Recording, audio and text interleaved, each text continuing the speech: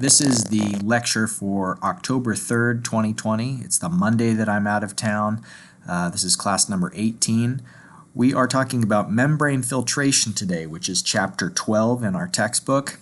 Before we get into that, just a quick announcement that homework number 4, which is going to cover sedimentation, granular filtration, membrane filtration, that assignment is pending. I want to add a couple of more things to it before I hand that over to you. So it's not yet posted on Blackboard, but I will let you know when that's available for you to begin.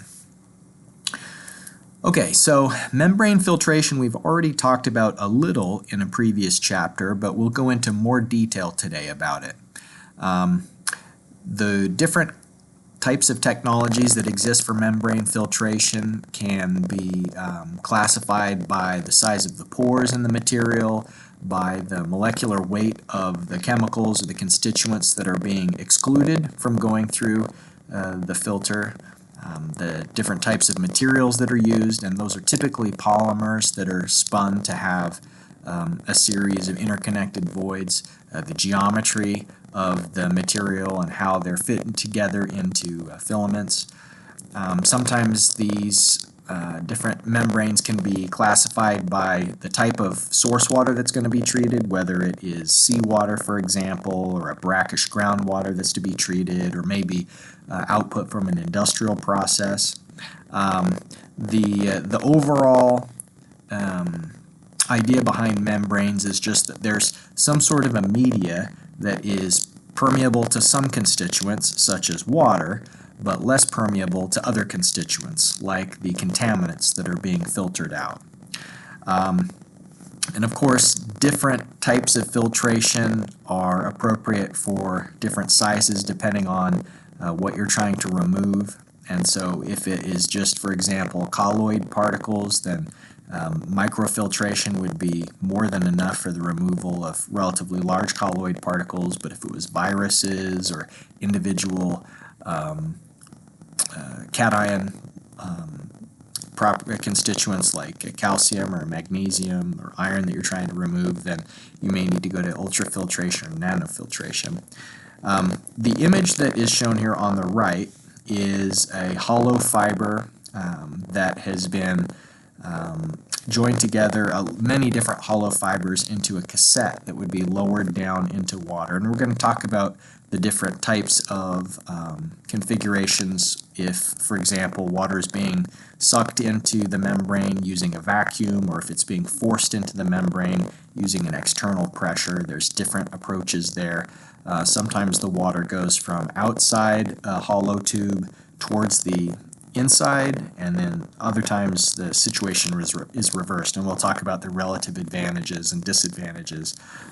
But in a sense, it almost just kind of looks like a mop when all those individual filaments are kind of allowed to dissipate and they're disentangled. And you'd need many thousands and hundreds of thousands of these very thin diameter tubes in order to get a significant flow of water. And so this is really a process where each one of these individual strands is going to have millions, if not billions, of pores, and then you'd have many hundreds of thousands or even millions of these different porous small diameter tubes that are connected to an overall system. So if we take a really zoomed in view of one of these individual fibers, so let's just say that we took one of these strands and put it under a microscope, then you can see there is a hollow opening in the inside, and then there is a porous media all the way around. And so the way it works is either we are trying to force the dirty water around the outside and forcing the clean water to go through the inside, and therefore rejecting the contaminants on the outside. And so to do that, you could either have it drawn inward with a vacuum or pushed from the outside with pressure. Or we could have the dirty water on the inside and have the permeate, which is the clean water, on the outside. So if we were to zoom in even more closely on this material, then you'd see it's a matrix of non-uniform pores. And in the equations that are used to describe these membrane filters, sometimes we'll talk about an equivalent pore diameter, but as you can see from this image, the pore diameters, number one, aren't always circular, and number two, they're not all the same diameter. And so there's a statistical distribution of a variety of different diameters, and so the effective diameter takes those variations into account, and we'll look at some equations that kind of describe the relationship between the effective diameter and what kind of percent removal or log removal can be achieved for the constituent you're trying to reject and not get through the membrane. So when you hear the word membrane, you maybe are thinking just maybe like a single surface. At least I always did before I knew any better. I thought of a membrane as like a single surface and that the water was passing through that. But in reality, there's many millions of different surfaces that are all joined together. And even that surface that the water is going through has some depth to it. And so there's something in this characterization of membranes that's called tortuosity. And if you think about a water molecule that is entering from the outside and going towards the inside, the path that the water has to take is very indirect as it's traveling down through this matrix. It may have a very tortuous path before it finally gets to the inner area where the clean water is being connected. And so that is one of the parameters that's going to be important. The other is the distance between the outside surface where the accumulation of materials may occur and this inside surface where finally that water molecule emerges out and is now free to go through this larger channel towards the collection point. Okay, so I've already kind of alluded to this difference in configurations, and an outside-in configuration is where the outside of the fiber has more surface area, and so we know that the flux, or the ability of water to pass through the outside, to pass through this, is dependent on the surface area. And so if I go back to this other image, you can just see that the circumference of this inner circle is less than the circumference of the outer circle, and then therefore the outside surface area of this tube is larger than the inside area of the surface tube. And so area is one of the differences that's going to be important as we talk about where is the contaminated water in contact with. Is the contaminated water in contact with the outside area, which is large, or the inside area, which is small? And the reason why that's important is because the contaminated water that has these particles that are trying to be removed, it's going to begin to clog the outside area or the inside area, but the pores are going to begin to become clogged, and if you have this outside area as the applicable surface area, then there's just more area for the contaminants to be distributed over, and therefore the clogging occurs at a slower rate. And so in an outside-in configuration, then the contaminated water that we're trying to purify is on the outside of the fiber. And in a dead-end configuration, you can see that this membrane is closed at the end. And so the clean water, the permeate that's getting through the membrane, is collected just on one end.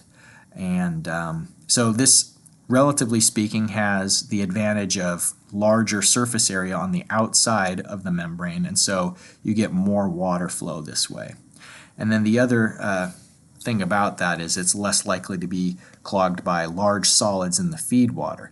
And so what we mean by that is that sometimes in addition to the tiny little particles that are being removed, there could be much, much larger particles that somehow have made it through, and particles that could be large enough even to clog the to clog this large collection opening on the inside of the membrane. But if that abnormally large particle gets through and is on the outside, then it may just eventually circulate out rather than now being in the much narrower confines of the hollow fiber. Okay, so in this one, we still have the contaminated, dirty water on the outside, and we're collecting the clean water on the inside of the tube. But in a cross-flow pattern, the difference is that instead of it being open on one end and closed on the other, here it's open on both ends, and so we can use pumps rather than some sort of a vacuum system to collect the water at the outside of the hollow fiber. It's not the biggest difference, just other than from a maintenance perspective, there can be relative benefits for using pumps rather than vacuum for collecting the water coming out of a cross-flow model. Now, in an inside-out type configuration, that's where we put the dirty water on the inside of the membrane and we're trying to force it outward through the membrane. Now, this is less expensive to operate than a cross-flow configuration of the same inside-out type geometry, but it's fouling more quickly than it would for an outside-in, simply because there's less surface area. Remember, if we go back to this diagram, if we have the contaminated water flowing through the inside instead of the contaminated water coming in contact with the outside, there's just less surface area for that load to be distributed over. So it's less expensive to operate than this cross-flow configuration, but it fouls quickly. The benefit of an inside-out when you're using cross-flow is that some of the scaling or fouling that would occur on the inside of the membrane tube is flushed out by having, instead of just a dead end, if you have the water passing through, and so let's say for every 1 unit of water you have permeating through the membrane, maybe you have 2 or 3 or more units passing straight through, there's a flushing effect. And so it can be more expensive to configure the membranes like that, but you'd need relatively less back flushing and cleaning of the membrane compared to a dead end model. So our textbook talks more about each of these different configurations, and I'd encourage you to read through the book and think through the relative benefits of each of these. The removal mechanisms are similar to the ideas that we talked about in the granular filtration. Remember, we talked about the difference between straining and the difference between chemical sorption. And in the case of granular filtration, we also talked about impaction and adhesion. So some of those same principles apply here in the case of membranes. Straining is simply the notion that some of the particles are going to have a larger diameter than the pores, and for those particles that are larger in diameter than the pores, they're going to become stuck on the surface of the membrane, and then therefore only the clean water is getting through, and these particles that we want to remove can't make it through the matrix. Of course, remember that in reality we're not going to have all of the pores the same diameter, that there's a distribution of diameters, and so this particular particle maybe would be stuck in one pore but would be able to pass through another. So that's something we have to keep in mind when it comes to straining. Now, in the case of absorption, sometimes there is an attraction to the particle and the surface of the membrane. And it may not be a chemical reaction where the constituent is actually dissolving into the solid, but it could just simply be an affinity for the membrane which causes it to become affixed and stuck there. And then the third principle, which is kind of interesting, is the idea that when you have the accumulation of relatively large particles on the surface, those particles can form what's called a cake, or like a surface layer of particles that has the effect of straining even smaller particles, that these small particles could have got through the pores of the membrane, but because we have a layer of debris that is covering these pores, then there is a straining by the contaminants themselves.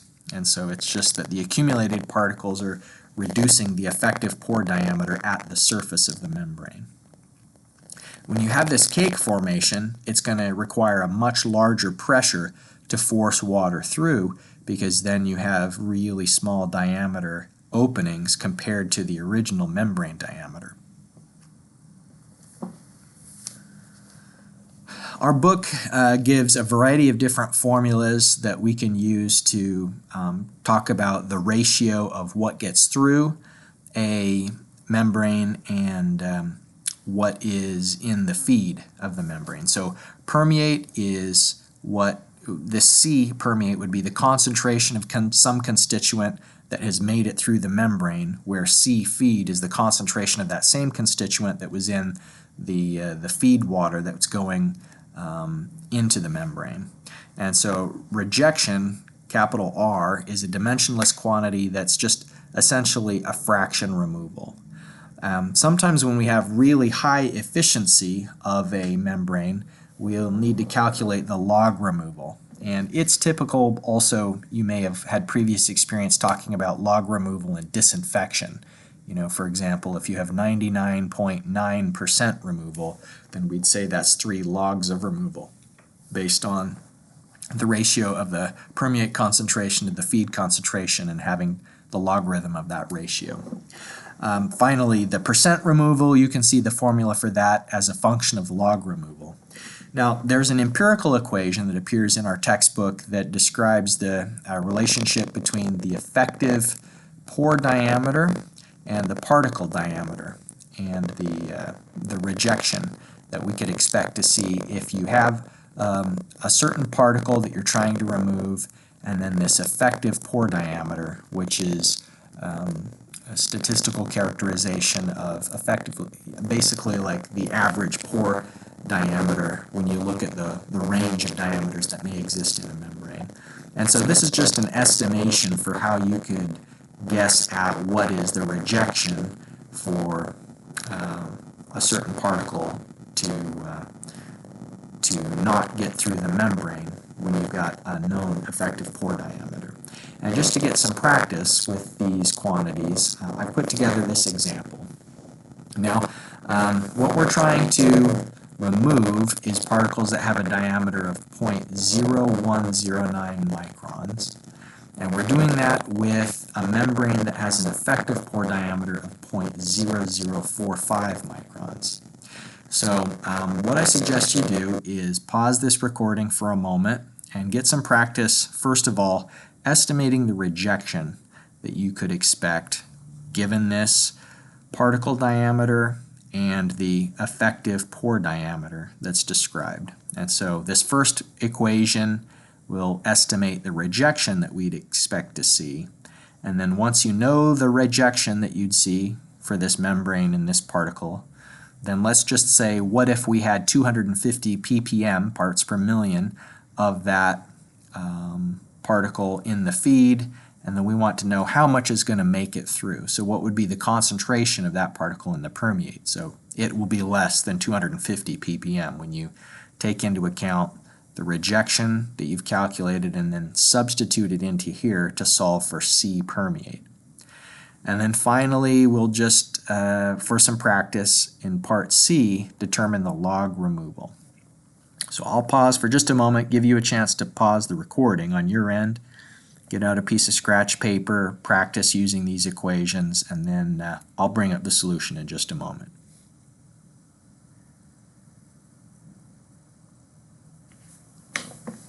Okay, now I hope you did calculate that and aren't just jumping ahead to see the solution. So let's take a look at this one. All right, so we have a effective pore diameter of 0.0045 microns and the particle diameter of 0.1017 microns. And so the first step here is to calculate the rejection. And this, you can see I did in multiple steps just to make sure that I don't lose track of something along the way. So inside the parentheses here, we have the negative 1.37778. So I need to square it in one term, take it to the 4th power in another term. And so in the end, when we combine all that together, the rejection is 0.8069.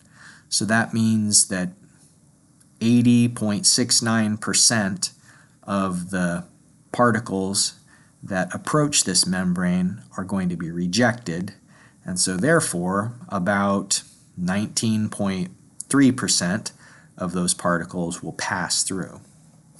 Okay, so that's the rejection. If we now take that rejection and then determine what is the concentration of particles in the permeate, we can back calculate. So this is our formula for rejection and how that relates to permeate concentration and feed concentration. And so we know R, we know C feed, and we're calculating the concentration of the permeate.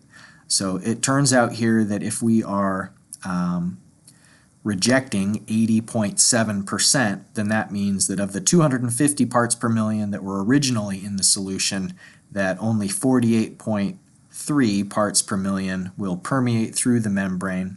Now, keep in mind here that the particle is much larger than the diameter, the effective diameter of the pore. So you maybe would be forgiven for thinking that none of these particles would make it through, because you've got 0.0107 is the diameter of the particle, and the diameter of the pore, the effective diameter, is so much smaller. So the reason for that, remember, is just that this is the diameter of maybe the median pore, but there's a whole distribution of diameters, larger and smaller than this, and so the reason why we're still seeing some particles getting through is that not all of the pores are small enough to filter all of the particles. So that's kind of the underlying rationale for why we see still some particles getting through, even though the particle diameter is much larger than the effective pore diameter.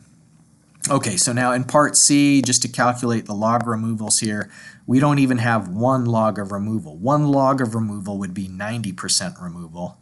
And so since we are less than 90% removal with this membrane, then it's going to be less than a log of removal. So 0.714 logs of removal. All right.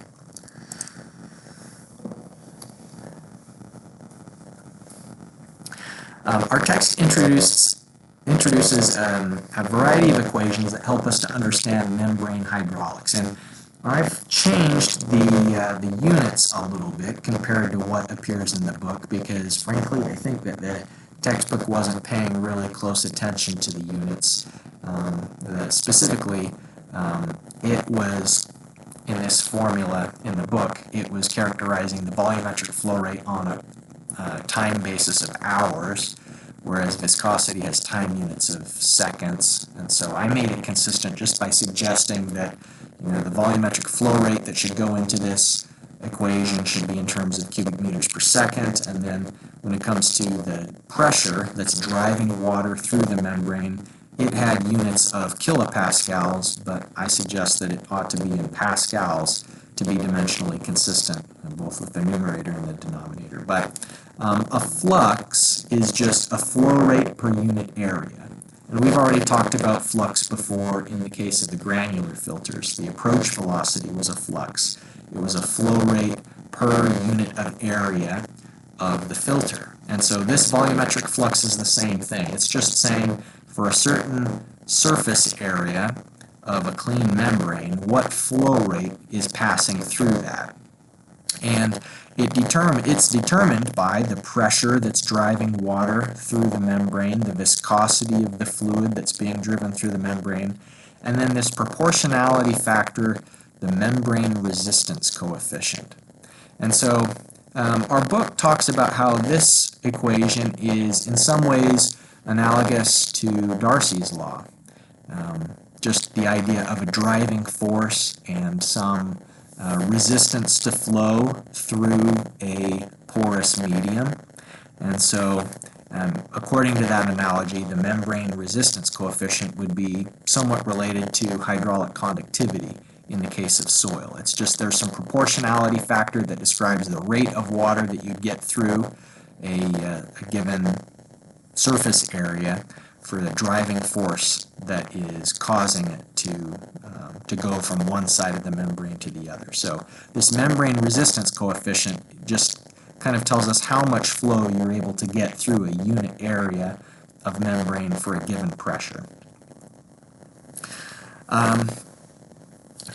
The book dials in a little bit more in looking at the density of pores per unit area.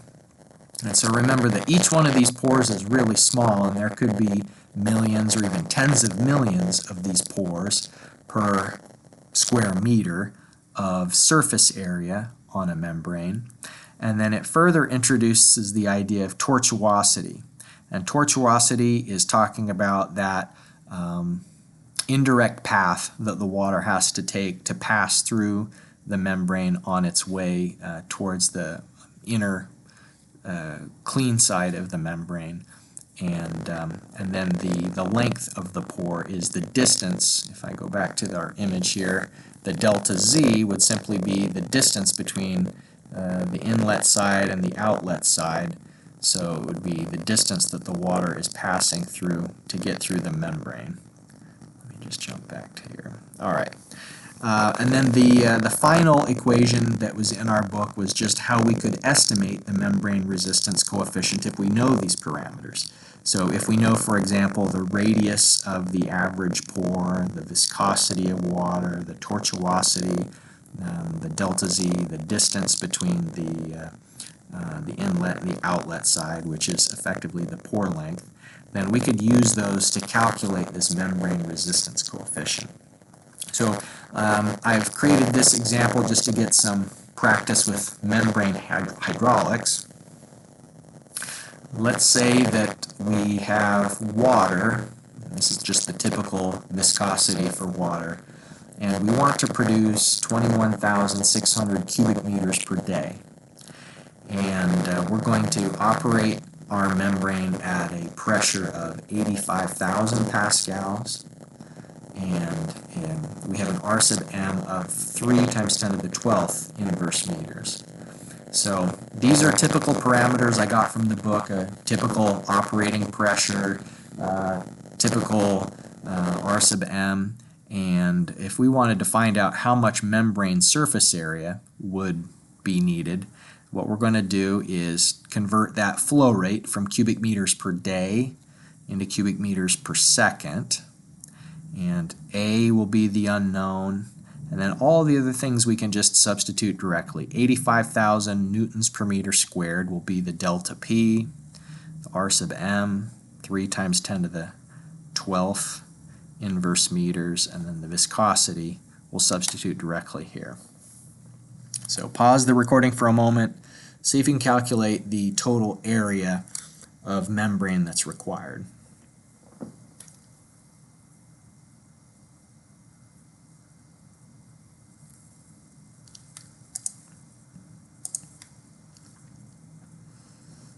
Okay, so you can see that I've converted the 21,600 cubic meters per day, divide that by 86,400 seconds per day, and we get that the flow rate we're trying to achieve is 0.25 cubic meters per second.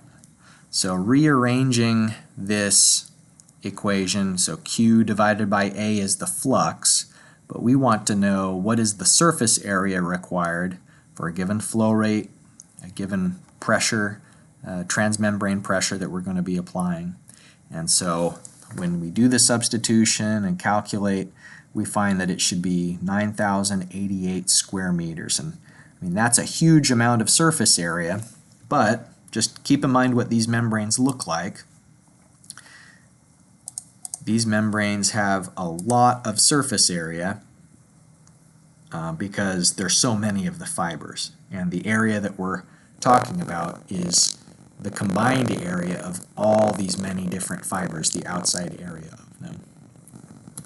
So again, the solution here, 9,088 square meters is what we need to get this 21,600 cubic meters per day.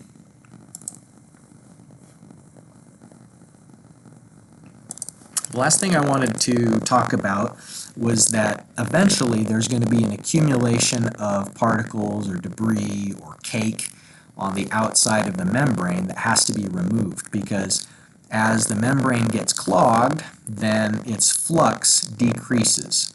Remember, flux is flow rate per unit area. And so initially, when you first start up the membrane, you have a nice high flux. You're getting plenty of water from there, and the flow decreases until you do a backwash. And the backwash can be relatively brief. It's just long enough to dislodge the particles that are on the outside. But you'll notice that what this is illustrating is that after a backwash, you're not up to your initial transmembrane flux, because some of the particles that accumulated aren't being removed by the backwash process. There may be some pores that are kind of permanently clogged with particles that are maybe just the exact size of the opening, and so they're stuck in there really tightly, or it could be a chemical fouling, or it could be biological growth on the outside that isn't shaken loose by just a countercurrent flow. And so gradually you'll do backwash occasionally to try and reintroduce some additional flux, but there will be a point at which a chemical cleaning is needed. And a chemical cleaning would usually be like a chlorine bleach solution, and it can have a dramatic increase in the flux, but it's still not back up to the initial transmembrane flux. And so there's just an alternating series of physical backwashing followed by chemical cleaning and a gradual reduction that is never recovered, and that's called the irreversible fouling, the loss of capacity in a membrane that just simply cannot be restored with either backwashing or chemical cleaning. And eventually, the membranes have to be replaced. And that doesn't mean that all the piping and all the pumps need to be replaced. It would just be that outside polymer, those thin, small tubes would have to occasionally be replaced. So the figure that was below here was just talking about the pressure required to achieve a certain flow rate. And so initially, your pumps were having to push against the membrane at one pressure that, as the pores get progressively more clogged, you're having to operate the pump at a much higher pressure that is then relieved a little bit through the process of backwashing. So remember that as the pores get, if there's fewer and fewer pores, then the water's having to be forced through a smaller number of pores, and so there's going to be more head loss to try and get the same flow rate through a reduced number of pores. And the same thing occurs, this is just a different way of looking at it, the top graph versus the bottom graph, where this bottom graph is in terms of the pressure required to drive the water through the membrane. The final table I just wanted to point out, table 12.5 in the book, has some of these typical values that are both used for design and operation of the membrane.